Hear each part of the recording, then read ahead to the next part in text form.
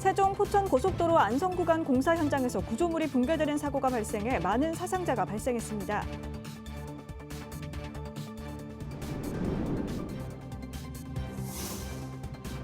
남구는 남구도서관 장기휴관에 따라 고향사랑 기부제를 통한 1호 기부금 사업으로 주민들의 단절 없는 독서 환경 조성에 나서기로 했습니다.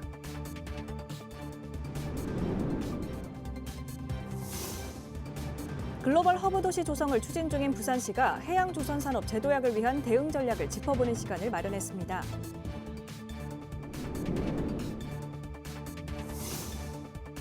강서구의 파크골프장 4곳이 추가 조성됩니다. 사업이 마무리되면 강서구 파크골프장은 모두 198홀로 늘어나 부산 최대 규모가 됩니다.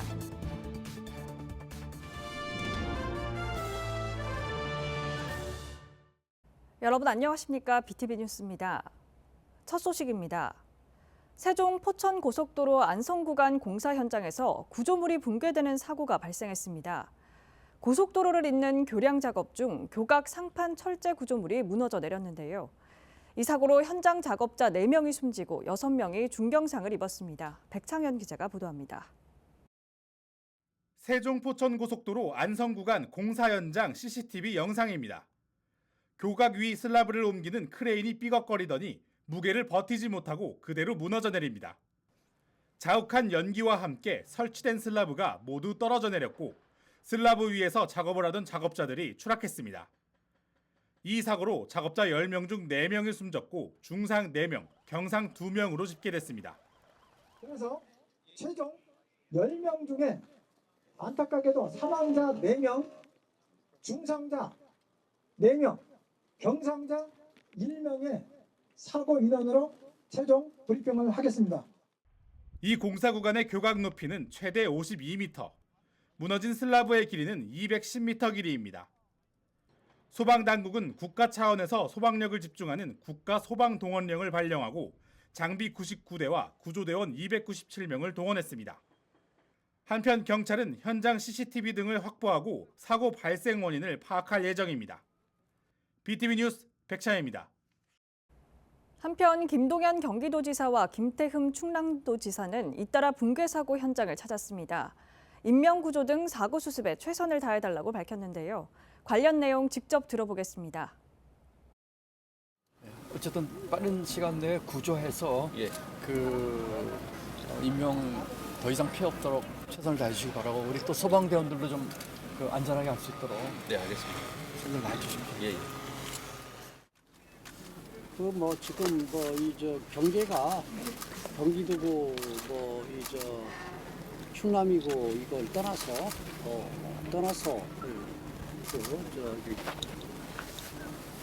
하라고. 예, 알겠습니다.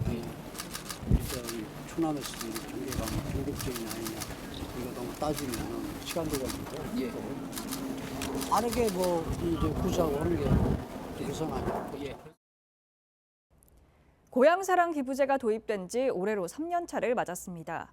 지난 2년간 남구에 모인 누적 기부액은 2억 4천만 원으로 부산 16개 구군에서 두 번째로 큰 규모인데요. 남구는 남구도서관 장기휴관에 따라 1호 기부금 사업으로 주민들의 단절 없는 독서 환경 조성에 나서기로 했습니다. 박재한 기자입니다.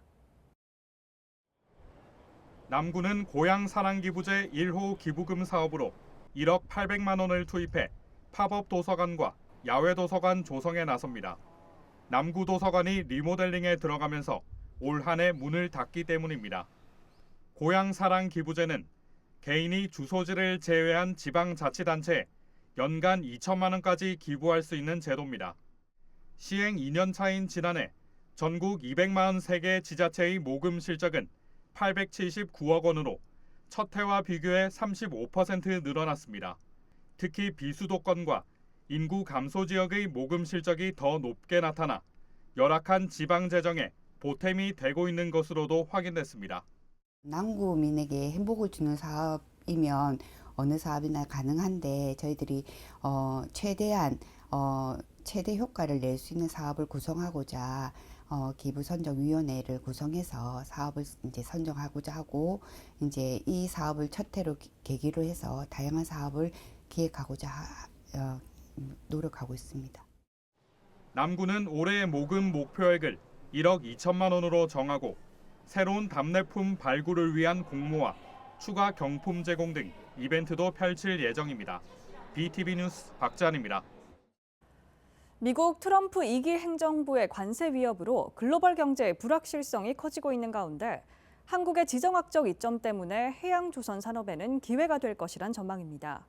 글로벌 허브 도시 조성을 추진 중인 부산시가 해양조선 산업 재도약을 위한 대응 전략을 짚어보는 시간 마련했습니다. 김윤정 기자입니다. K조선 방위 산업의 훈풍을 타고 국내 대형 조선사들이 부산의 선박 설계와 연구개발 시설을 잇따라 마련하고 있습니다. 그야말로 부산이 해양 조선 산업 재도약 기회를 맞고 있습니다. 부산이 그런 이 조선업 전체의 이 지식 생산 기능 또 서비스 기능을 제대로 할 수 있게 된다면 이곳에 새로운 고부가 가치 생태 환경이 만들어질 것이라고 생각을 합니다. 부산시와 부산상인, 시의회 등 지역 관계기관이 글로벌 허브도시 포럼을 통해 해양 조선 산업 경쟁력 강화를 위한 방안을 제시했습니다. 글로벌 허브 도시로 나아가는 데 있어서 정말 그 해양 중심 도시로서의 부산의 위용을 살리는 데도 대단히 중요하다고 생각을 합니다. 임기택 국제해사기구 명예사무총장은 기후변화로 해빙이 녹으면 북극 항로의 가능성이 부각되고 있다고 강조했습니다. 북극해를 지나 유럽 대륙과 아시아, 아메리카 대륙을 연결하는 북극 항로 활성화에 주목할 수밖에 없다며 부산은 북극 항로 관문 도시로 역할이 중요하다고 덧붙였습니다.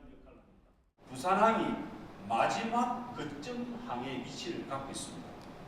그래서 부산항이 이 북극항해 시대에 어떤 소위 그 역할, 기여를 하고 혜택을 받느냐도 검토. 글로벌 허브도시 조성을 추진 중인 부산시가 2월 초 북극항로 개척 TF를 가동하고 정책 방향을 정한 것도 이런 맥락입니다. 우리가 부산을 더 도약하기 위해서는 해운항만이 앞장서지 않으면 부산을 빛나고 강나고 신명나게 할 길이 없습니다. 이날 포럼에서도 현실성 있게 전략을 수립해야 할 때라고 강조했습니다. BTV 뉴스 김윤정입니다. 강서구의 파크 골프장이 추가로 조성됩니다. 지난해 대저생태공원에 90홀이 만들어지면서 강서구는 단일 구장 부산 최대 규모를 보유하고 있는데요. 사업이 마무리되면 강서구에만 약 200홀을 갖추게 됩니다. 장동원 기자입니다. 강서구 대저생태공원 파크골프장입니다. 45홀이던 것이 지난해 9월 90홀로 2배 확대됐습니다. 하지만 최근 급증하는 파크골프 인구를 감당하기에는 역부족입니다. 부산시는 강서구에 4개 파크골프장을 추가 조성하기로 했습니다. 모두 45홀 규모로 범방동과 송정동 일대가 대상지로 꼽힙니다. 이용객들은 구장이 더 늘어나는 것을 반기면서도 주차장 확보와 체계적인 구장 관리를 요구하고 있습니다. 도로에다가 차를 쫙 대가지고 주차 딱지를 전부 다 끊기는 그런 경우가 있고 주차장이 최고로 필요하고 그 다음에 관리인이 필요하고 주차 관리하고 구장 관리하고. 현재 강서구에는 대저생태공원 90홀 외에도 신호동 2곳과 범방동 1곳, 3곳에 모두 45홀을 갖추고 있습니다. 대저생태공원 구장에 18홀이 더 늘어날 계획이어서 이번 추가 조성 사업이 마무리되면 강서구 파크골프장은 198홀로 부산 최대 규모가 됩니다. 부산시는 28억 원을 투입해 내년 강서구 4개 구장 조성을 마치는 한편 2030년까지 부산 전역에 파크골프장 500홀을 추가 조성할 계획입니다. BTV 뉴스 장동원입니다. 부산세관은 수출 통제 전략 물자인 미국산 고성능 반도체를 정부 허가 없이 홍콩에 불법 수출한 40대 A씨를 불구속 송치했습니다. A씨는 22차례에 걸쳐 51억 원 상당의 미국산 고성능 반도체 3만 6천 개를 저가 반도체로 속여 불법 수출한 혐의입니다. 세관은 A씨가 범죄 수익 추징 판결 전 재산을 빼돌릴 우려가 있다고 보고 A씨의 고가 아파트를 가압류해 범죄 수익을 환수할 수 있도록 했습니다.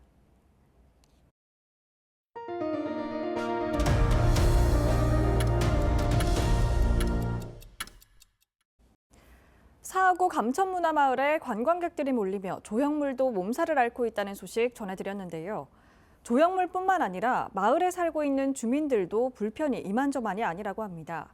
이에 사하구가 주민들과 관광객들이 공생할 수 있는 방안 찾기에 나섰습니다. 보도에 김석진 기자입니다. 사하구 감천문화마을을 찾은 관광객은 지난 한 해만 287만 명이 넘습니다. 하루 약 8천 명이 다녀간 셈입니다. 이 중 외국인 관광객은 70% 이상으로 보고 있습니다. 관광객들이 몰리며 마을은 몸살을 앓고 있습니다. 주민들의 사생활이 침해받는 이른바 오버투어리즘 현상입니다. 생각지도 않은 관광객이 거의 이제 포화 상태잖아요. 너무 많이 좁은 골목길에 많이 오다 보니까는 이제 주민 사생활에 대해서 좀 불편을 많이 호소를 하고요. 우리는 노선 버스도 하나 없는 동네인데 마을 버스를 주로 이용하잖아요. 그 마을 버스를 이용을 하는데 관광객이 뭐 다 차지하고 있으니까는 노인네들이 앉아서 뭐 우리가 갈 수 있는 데는 충무동이나 자갈치 쪽에 많이 가는데 앉아볼 수 있는 그런 것도 안 되고. 이에 지자체가 대안 찾기에 나섰습니다. 우선 관광진흥 조례를 개정해 마을을 특별관리지역으로 지정할 수 있도록 했습니다. 특별관리구역으로 지정되면 관광객들의 방문 시간과 장소를 제한할 수 있습니다. 예를 들어 오후 6시 이후로는 정해진 관광 코스 외에는 출입을 금지하는 식입니다. 또 차량 출입을 통제하고 입장료 징수도 가능해집니다. 조례에 따라서 방문객의 방문 시간을 제한한다든가 특정한 지역으로의 차량 통행을 제한하거나 하는 등의 조치를 통해서 주민들의 사생활 침해를 최소화할 수 있는 그런 방안들을 이제 찾을 건데요. 그 사이의 주민 공청회 등을 통해서 그 주민들이 원하는 방향도 모색해가지고 반영해가면서 그렇게 주민과 관광객이 공존할 수 있는 방법을 찾아가려고 합니다. 사하구는 특별관리구역 지정을 위한 연구 용역을 입찰 공고하고 오는 9월 지정을 계획하고 있습니다. 한편 감천문화마을이 특별관리지역으로 지정되면 서울 종로구 북촌 한옥마을과 경기도 연천군 한탄강 관광지에 이어 전국 세 번째 사례가 됩니다. BTV 뉴스 김석진입니다. 사하구가 감천문화마을을 특별관리지역으로 추진하는 이유에 대해 좀 더 자세한 얘기 나눠보도록 하겠습니다. 네, 김석진 기자, 감천문화마을에 관광객들이 얼마나 오고 있는 건가요? 네, 먼저 감천문화마을의 행정구역을 말씀드리면요. 감천 2동의 12통부터 18통까지를 말합니다. 지난 2012년에 이곳에 살고 있는 주민은 약 2,900명 정도였는데요. 그에 다녀간 관광객은 약 10만 명 정도였습니다. 그런데 마을 미술 프로젝트와 도시 재생이 본격적으로 시작되면서 국내외로 많이 알려지게 됐고 7년 뒤인 2019년에는 무려 308만 명이 다녀가서 정점을 찍었습니다. 이후 코로나19로 조금 주춤하긴 했지만 지난해만 해도 287만 명이 다녀간 것으로 집계돼 12년도와 비교해 관광객이 약 30배 가까이 증가했습니다. 하지만 주민 수는 1,300여 명으로 반 이상 줄어들었습니다. 관광객이 몰리는데 주민들 절반 이상이 동네를 떠난 셈입니다. 어떤 피해가 있길래 이렇게 주민들이 동네를 떠나고 있는 건가요? 네, 먼저 관광객이 얼마나 많이 오는지에 대한 추가 설명이 좀 필요할 것 같습니다. 국토연구원이 지난 2020년 조사한 자료를 보면요.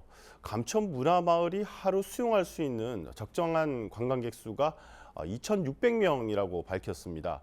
그런데 지난해를 기준으로 보면 하루 평균 7,880명이 다녀간 것으로 나타났습니다. 이렇게 적정 수를 3배 초과한 것인데요. 이렇게 많은 관광객들이 좀 몰리다 보니까 마을 주민들은 사실상 사생활 침해를 호소하고 있는 겁니다. 이 마을의 주택들은 대부분 대문이 없습니다. 그래서 문만 열면 바로 방 안이 들여다보이는 그런 구조인데요. 이렇다 보니까 여름철에 특히 문을 열고 있는 경우가 많은데 관광객들이 지나가면서 이렇게 안을 들여다본다는 겁니다. 그래서 문을 쉽게 열어놓지도 못하는 그런 경우가 많다고 합니다. 특히 또 이뿐만 아니라 빨래를 하면 이렇게 널어 말릴 곳도 마땅치 않아서 보통 담벼락 위나 아니면은 지붕 위에 이렇게 옥상에 이렇게 널어서 말리는데요. 이것을 또 관광객들이 사진을 찍고 그런다고 합니다. 또 뭐 소음과 쓰레기 투기는 말할 것도 없고요. 또 두 번째로 꼽는 그런 문제점이 바로 교통 불편입니다. 마을 입구까지 오는 대중교통이 마을 버스밖에 없다고 하는데요. 이렇다 보니까 단체 관광객이 아닌 경우 대부분 도시철도나 시내버스를 이용해서 마을 어귀까지 온 다음에 마을버스를 타고 이동하는 상황이라고 합니다. 그러니까 정작 마을 주민들, 특히 어르신들 같은 경우에는 관광객들이 이렇게 관광객들에게 밀려서 차를 놓치거나 또 타더라도 앉아서 가기 힘든 그런 상황이 생기고요. 또 주말에는 더 많은 관광객들이 몰려오기 때문에 도로 일대가 그냥 차량 정체 현상까지 빚어진다고 하니까 불편이 이만저만한 게 아니라고 합니다. 이외에도 마을이 또 관광지화되면서 상업시설이 들어오고 토지 소유주가 세를 올려서 주민이 떠나는 이른바 젠트리피케이션 현상도 발생해서 빈집도 상당히 많은 것으로 알려져 있습니다. 네, 얘기를 들어보니 불편이 조금 짐작이 가는데요. 그래서 이 특별관리 지역으로 지정을 하겠다는 건데 지금은 주민들을 위한 지원 정책이 없는 상황인 건가요? 또 그렇지만은 않습니다. 도시재생 사업들을 꾸준히 진행하고 있습니다. 구청은 그 마을을 전담하는 부서까지 만들어서 관리하고 있는데요. 또 지역 주민들의 자활을 위한 지원도 하고 있고 또 마을 주민 협의회를 조직해 게스트하우스를 운영하고 있기도 하고요. 또 기념품 숍이나 아니면 카페 등도 이렇게 운영하고 또 단체 관광객들에게는 마을 지도를 판매해서 그 수익금을 공동 빨래방 운영이나 집수리 비용 그리고 또 지역 환원 사업에 쓰고 있다고 합니다. 네, 이 내용과 연계한 보도도 앞서 있었죠. 조형물도 몸살을 앓고 있다고 하던데 사망 여부는 어떻게 됐나요? 아직 보수가 안 된 건가요? 네, 저도 그게 궁금해서 다시 확인을 했는데요. 아직 작가 측과 협의 중이라고 알려왔습니다. 또 원만한 협의를 통해서 빨리 보수를 해서 원래 모습을 관광객들에 선보일 수 있도록 노력하겠다는 그런 입장을 밝혀왔습니다. 네, 얘기 잘 들었습니다. 김석진 기자 수고하셨습니다. 네. 2월 말까지 이어진 꽃샘추위에 봄의 전령 홍매화도 뒤늦게 꽃망울을 터뜨리기 시작했는데요. 부산 지역은 25일 낮부터 서서히 평년 기온을 회복해 영하의 날씨에서 벗어나겠습니다. 오는 주말에는 봄을 재촉하는 비 소식도 예보돼 있습니다. 박재한 기자입니다. 붉은 꽃이 수줍게 얼굴을 내밀었습니다. 가장 먼저 봄 소식을 알려 봄의 전령으로 불리는 홍매화입니다.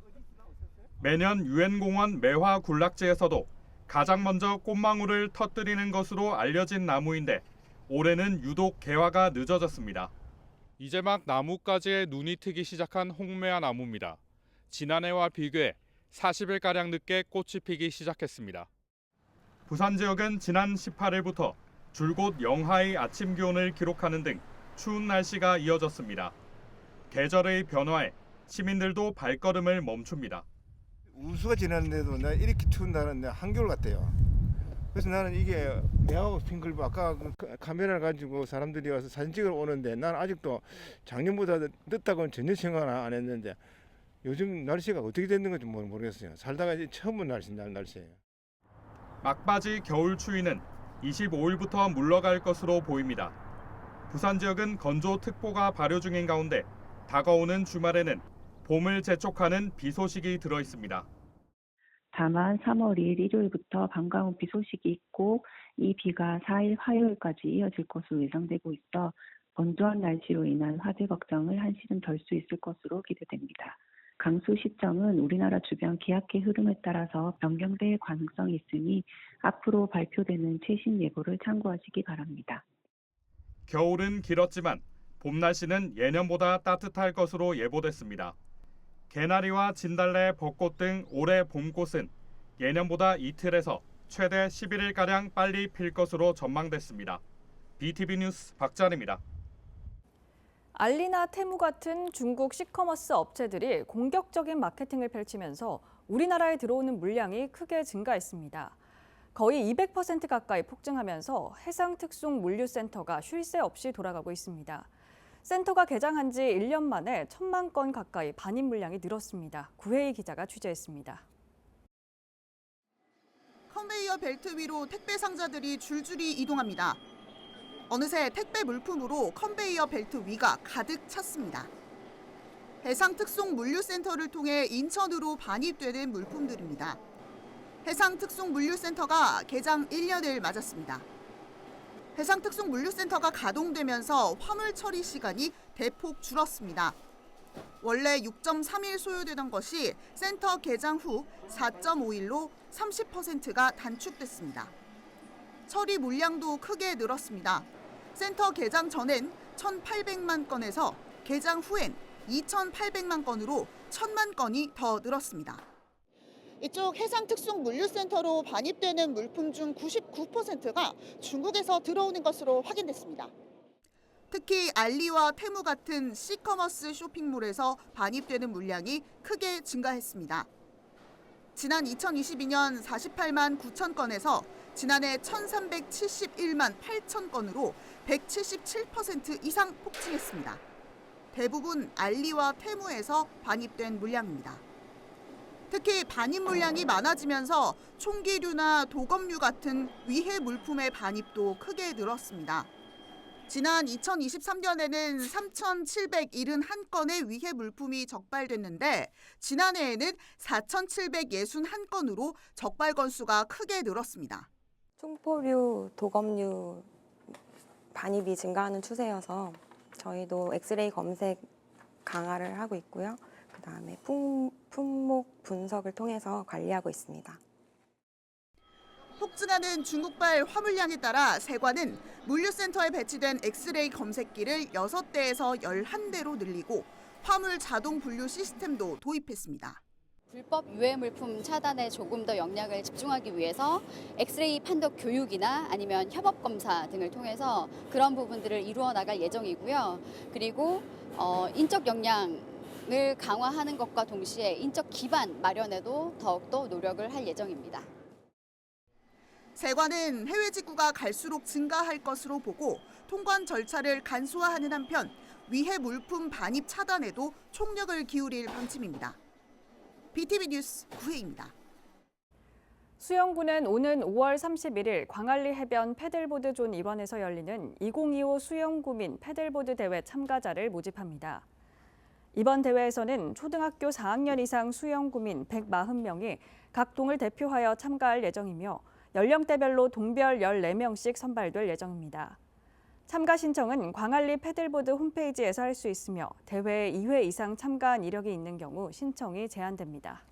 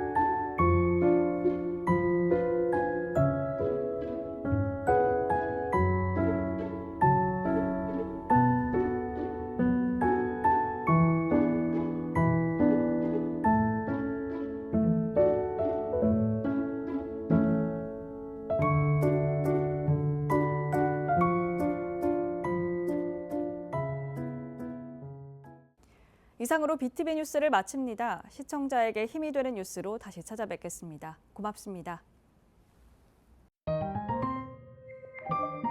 채널 BTV